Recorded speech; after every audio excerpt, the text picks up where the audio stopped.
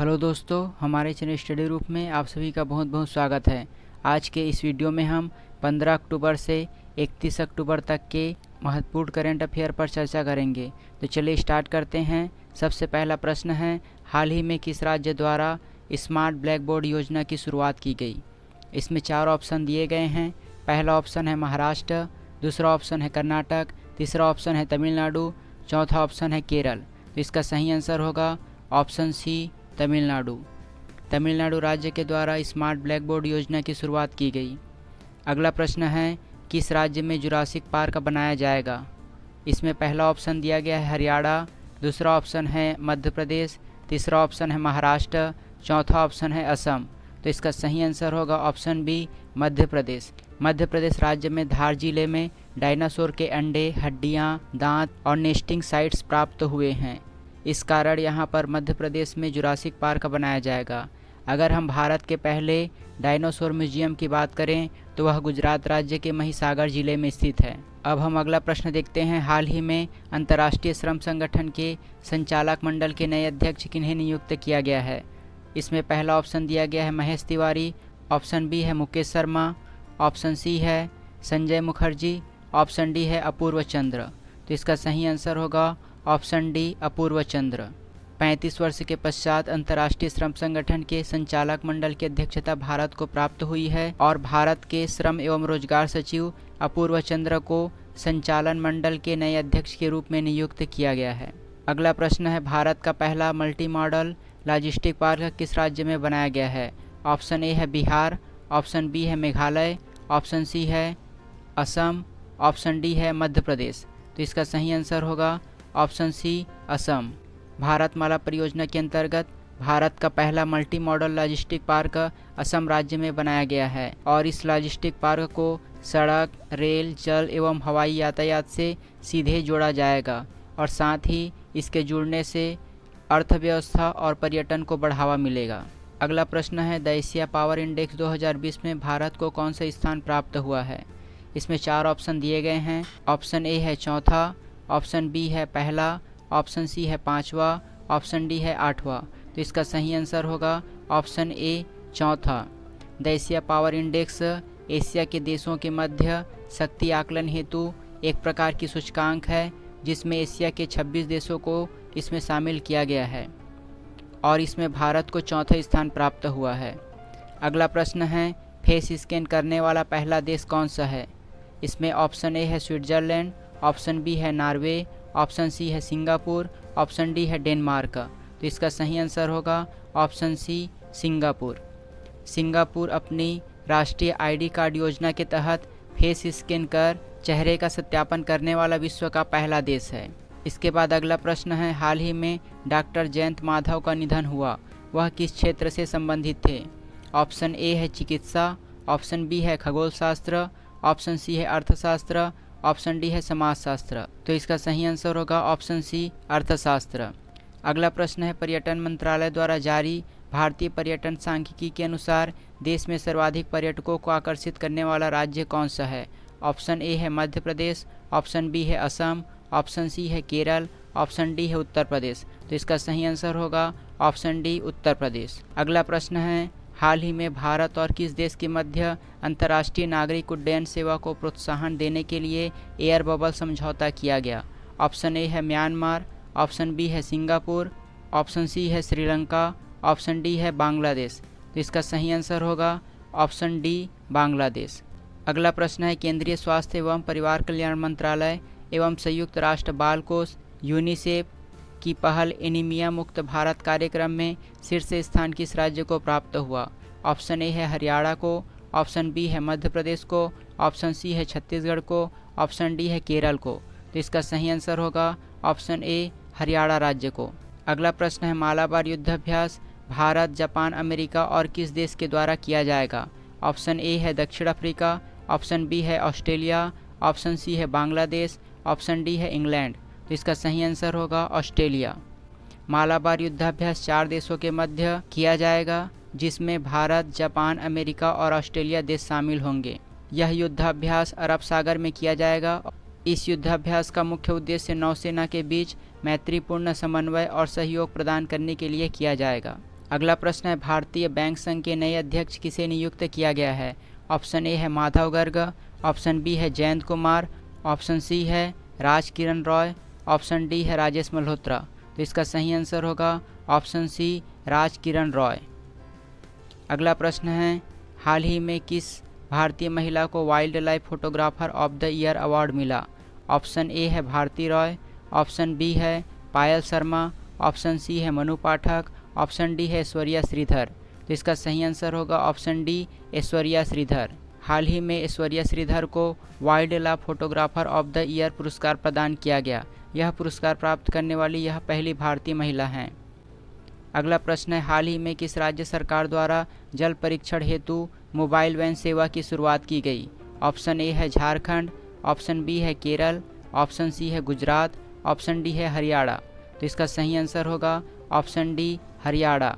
हरियाणा राज्य सरकार के द्वारा जल परीक्षण हेतु मोबाइल वैन सेवा की शुरुआत की गई है। अगला प्रश्न है, हाल ही में ज्ञानपीठ पुरस्कार विजेता अक्कीतम अच्युतम का निधन हुआ। वे किस भाषा के कवि थे? ऑप्शन ए है उर्दू, ऑप्शन बी है संस्कृत, ऑप्शन सी है मलयालम, ऑप्शन डी है तेलुगु। तो इसका सही आंसर होगा ऑप्शन सी मलयालम। अक्कीतम अच्युतम को 55वां ज्ञानपीठ पुरस्कार और इन्हें वर्ष 2019 में प्रदान किया गया था। अब हम ज्ञानपीठ पुरस्कार के संबंध में पर चर्चा कर लेते हैं। ज्ञानपीठ पुरस्कार भारतीय ज्ञानपीठ न्यास द्वारा साहित्य के क्षेत्र में प्रदान की जाने वाली सर्वोच्च पुरस्कार है। इस पुरस्कार की शुरुआत सन 1965 में की गई थी और इसके अंतर्गत भारतीय संविधान की 8वीं अनुसूची में शामिल 22 भाषाओं के अंतर्गत पुरस्कार प्रदान की जाती है। इसके बाद अगला प्रश्न है, अपने सभी पब्लिक स्कूलों को हाईटेक बनाने वाला भारत का पहला राज्य कौन सा है? ऑप्शन ए है केरल, ऑप्शन बी है तमिलनाडु, ऑप्शन सी है तेलंगाना, ऑप्शन डी है आंध्र प्रदेश। तो इसका सही आंसर होगा ऑप्शन ए केरल। केरल भारत का पहला राज्य है जिसने अपने सभी पब्लिक स्कूलों को हाईटेक बनाया है। अगला प्रश्न है, ग्लोबल हंगर इंडेक्स में भारत को कौन से स्थान प्राप्त हुआ है? ऑप्शन ए है 58वां, ऑप्शन बी है 48वां, ऑप्शन सी है 105वां, ऑप्शन डी है 94वां।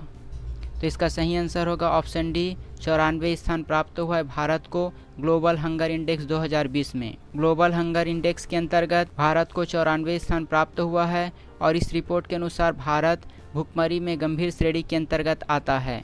अगला प्रश्न है, हाल ही में प्रसिद्ध कॉस्ट्यूम डिज़ाइनर भानु अथैया का निधन हुआ। उन्हें किस वर्ष ऑस्कर पुरस्कार प्रदान किया गया? ऑप्शन ए है 1992 में, ऑप्शन बी है 1982 में, ऑप्शन सी है 1988 में, ऑप्शन डी है 1983 में। तो इसका सही आंसर होगा ऑप्शन डी 1983 में। प्रसिद्ध कॉस्ट्यूम डिज़ाइनर भानु अथैया, जिन्हें उनकी फिल्म गांधी की कॉस्ट्यूम डिज़ाइन के लिए सन 1983 में ऑस्कर पुरस्कार प्रदान किया गया और यह पुरस्कार प्राप्त करने वाली यह पहली भारतीय महिला थी। अगला प्रश्न है, हाल ही में भारत अंतर्राष्ट्रीय सौर गठबंधन का अध्यक्ष चुना गया। उनका कार्यकाल कितने वर्ष का होगा? ऑप्शन ए है 2 वर्ष, ऑप्शन बी है 4 वर्ष, ऑप्शन सी है 1 वर्ष, ऑप्शन डी है 5 वर्ष। तो इसका सही आंसर होगा ऑप्शन ए 2 वर्ष। अंतर्राष्ट्रीय सौर गठबंधन जिसके अध्यक्ष के रूप में भारत की नियुक्ति हुई है, उनका कार्यकाल 2 वर्ष का होगा। अंतर्राष्ट्रीय सौर गठबंधन की स्थापना पेरिस सम्मेलन 2015 के अंतर्गत की गई थी और इसका मुख्यालय भारत के गुरुग्राम हरियाणा में स्थित है। अगला प्रश्न है, कला को पुनर्जीवित करने के लिए किस राज्य में मरुमणि नामक सोशल मीडिया अभियान चलाया गया? ऑप्शन ए है बिहार, ऑप्शन बी है मेघालय, ऑप्शन सी है आंध्र प्रदेश, ऑप्शन डी है राजस्थान। तो इसका सही आंसर होगा ऑप्शन डी राजस्थान। अगला प्रश्न है, पासपोर्ट इंडेक्स में भारत को कौन से स्थान प्राप्त हुआ? ऑप्शन ए है 58, ऑप्शन बी है 56, ऑप्शन सी है 105 और ऑप्शन डी है 30वां। तो इसका सही आंसर होगा ऑप्शन ए 58। पासपोर्ट इंडेक्स में भारत को 58वां स्थान प्राप्त हुआ है। अगला प्रश्न है, वर्ल्ड इकोनॉमिक फोरम का आयोजन किस स्थान पर किया जाएगा? ऑप्शन ए है दावोस, ऑप्शन बी है लुसर्न, ऑप्शन सी है जोहानिसबर्ग, ऑप्शन डी है दुबई। तो इसका सही आंसर होगा option B Lucerne. Lucerne Switzerland में स्थित है। वर्ल्ड इकोनॉमिक फोरम का आयोजन 2021 में लुसर्न नामक शहर पर किया जाएगा। इसके पूर्व प्रत्येक वर्ष दावोस नामक स्थान पर वर्ल्ड इकोनॉमिक फोरम का आयोजन किया जाता था। वर्ल्ड इकोनॉमिक फोरम 2021 51वां संस्करण का आयोजन होगा और 2021 का थीम होगा द ग्रेट रीसेट। अगला प्रश्न है, भारत द्वारा हाल ही में रुस्तम 2 का सफल परीक्षण किया गया। यह है एक, ऑप्शन ए है मिसाइल, ऑप्शन बी है ड्रोन, ऑप्शन सी है रॉकेट इंजन, ऑप्शन डी है पनडुब्बी। तो इसका सही आंसर होगा ऑप्शन बी ड्रोन। अगला प्रश्न है, साहित्य का नोबेल पुरस्कार किसे दिया गया। ऑप्शन ए है रोजर पेनरोसे को, ऑप्शन बी है लुइस ग्लुक को, ऑप्शन सी है जेनिफर डाडना को, ऑप्शन डी है पॉल आर मिलग्राम को। तो इसका सही आंसर होगा ऑप्शन बी लुइस ग्लुक को।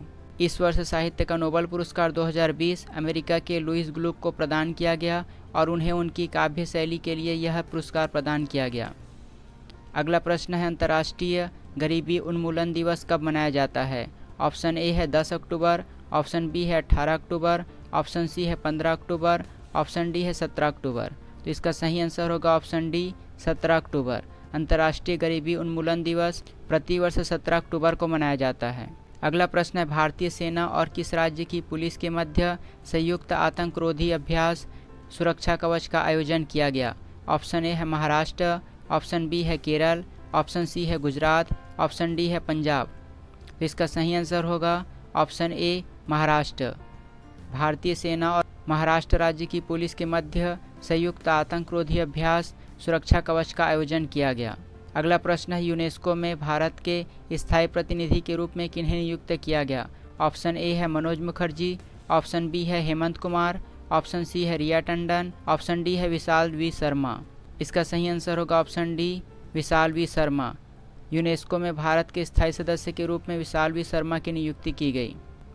अगला प्रश्न है, हाल ही में कोविड-19 से निपटने के लिए विश्व बैंक द्वारा गरीब देशों की सहायता के लिए कितनी सहायता राशि प्रदान की जाने की घोषणा की गई।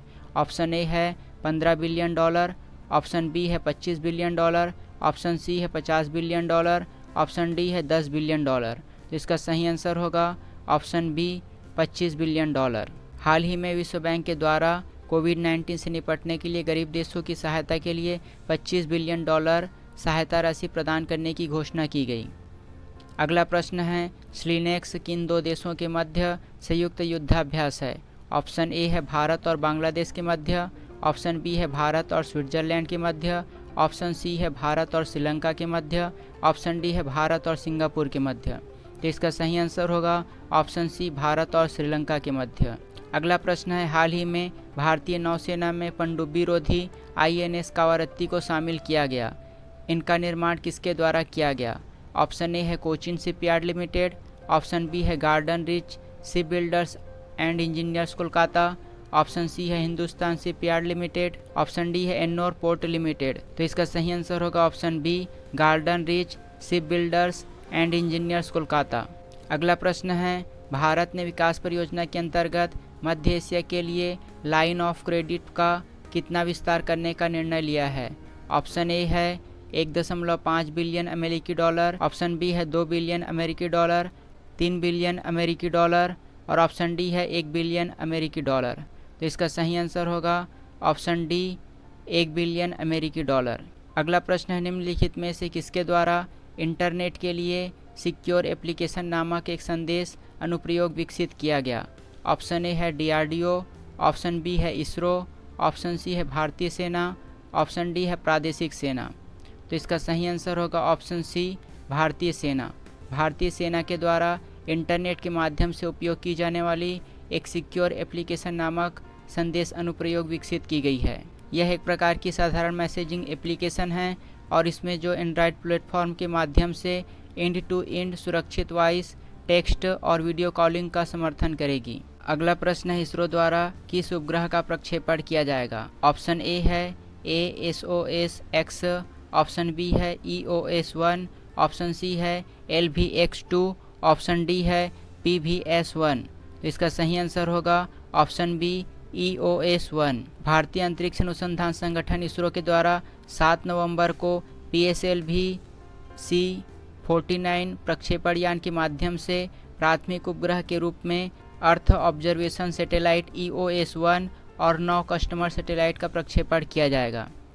अगला प्रश्न है, हाल ही में भारत के नए मुख्य सूचना आयुक्त किन्हें नियुक्त किया गया है। ऑप्शन ए है यशवर्धन कुमार सिन्हा, ऑप्शन बी है मनोज भट्टाचार्य, ऑप्शन सी है रतन जोशी, ऑप्शन डी है नितिन झा। तो इसका सही आंसर होगा ऑप्शन ए, यशवर्धन कुमार सिन्हा को भारत के नए मुख्य सूचना आयुक्त के रूप में नियुक्त किया गया है। अगला प्रश्न है, भारत का पहला केंद्र शासित प्रदेश जिसने जिला स्तर पर सार्वजनिक वित्तीय प्रबंधन प्रणाली का संचालन शुरू किया। ऑप्शन ए है लक्षद्वीप, ऑप्शन बी है पुदुचेरी, ऑप्शन सी है जम्मू कश्मीर, ऑप्शन डी है चंडीगढ़। तो इसका सही आंसर होगा ऑप्शन सी, जम्मू कश्मीर। जम्मू कश्मीर केंद्र शासित प्रदेश के द्वारा प्रत्येक जिले में सार्वजनिक वित्तीय प्रबंधन प्रणाली की शुरुआत की गई। अगला प्रश्न है, हाल ही में भारतवंशी वेवेल रामकलावन किस देश के नए राष्ट्रपति के रूप में नियुक्त किए गए हैं। ऑप्शन ए है म्यांमार, ऑप्शन बी है कंबोडिया, ऑप्शन सी है सेशेल्स, ऑप्शन डी है तंजानिया। तो इसका सही आंसर होगा ऑप्शन सी, सेशेल्स। सेशेल्स के नए राष्ट्रपति के रूप में वेवेल रामकलावन की नियुक्ति की गई है। अगला प्रश्न है, भारत सरकार द्वारा किस पनडुब्बी को म्यांमार सेना को स्थानांतरित करेगा। ऑप्शन ए है INS विराट, ऑप्शन बी है INS चेन्नई, ऑप्शन सी है INS कवरत्ती, ऑप्शन डी है INS सिंधुवीर। तो इसका सही आंसर होगा ऑप्शन डी, INS सिंधुवीर को भारत सरकार के द्वारा म्यांमार नौसेना को स्थानांतरित किया जाएगा। अगला प्रश्न है, हाल ही में किस राज्य सरकार के द्वारा अपने सभी मेडिकल कॉलेज और जिला अस्पताल में ऑक्सीजन जनरेशन प्लांट लगाने का निर्णय लिया है। ऑप्शन ए है मध्य प्रदेश, ऑप्शन बी है बिहार, ऑप्शन सी है छत्तीसगढ़, ऑप्शन डी है अरुणाचल प्रदेश। तो इसका सही आंसर होगा ऑप्शन सी, छत्तीसगढ़। छत्तीसगढ़ राज्य सरकार के द्वारा अपने सभी मेडिकल कॉलेज और जिला अस्पताल में ऑक्सीजन जनरेशन प्लांट लगाने का निर्णय लिया गया है। अगला प्रश्न है, केंद्रीय माध्यमिक शिक्षा बोर्ड द्वारा आयोजित केंद्रीय शिक्षण पात्रता परीक्षा TET की वैधता 7 वर्ष से बढ़ाकर कितना किया गया। ऑप्शन ए है 10 वर्ष, ऑप्शन बी है 8 वर्ष, ऑप्शन सी है आजीवन और ऑप्शन डी है 5 वर्ष। तो इसका सही आंसर होगा ऑप्शन सी, आजीवन। केंद्रीय माध्यमिक शिक्षा बोर्ड के द्वारा आयोजित केंद्रीय शिक्षण पात्रता परीक्षा की वैधता 7 वर्ष से बढ़ाकर आजीवन कर दी गई है। अगला प्रश्न है, भारत की पहली सी प्लेन किस राज्य में संचालित की गई। ऑप्शन ए है महाराष्ट्र, ऑप्शन बी है गुजरात, ऑप्शन सी है कर्नाटक, ऑप्शन डी है केरल। तो इसका सही आंसर होगा ऑप्शन बी, गुजरात। गुजरात राज्य में भारत की पहली सी प्लेन सेवा संचालित की गई। राष्ट्रीय एकता दिवस 31 अक्टूबर जो कि सरदार वल्लभ भाई पटेल जी की जयंती है। इस अवसर पर भारत की पहली सी प्लेन सेवा गुजरात के केवड़िया जो कि स्टैचू ऑफ यूनिटी वहां पर स्थित है से लेकर साबरमती अहमदाबाद के रिवर फ्रंट के मध्य में संचालित की गई और यह भारत की पहली सी प्लेन सेवा है। तो आज के लिए बस इतना ही। अगर आप करेंट अफेयर से रिलेटेड ऐसे ही और वीडियो पाना चाहते हैं तो हमारे चैनल को सब्सक्राइब कीजिए और बगल का नोटिफिकेशन बेल भी ऑन कर दीजिए ताकि हमारे द्वारा डाली गई सारी वीडियो आप तक पहुंचे सबसे पहले। धन्यवाद।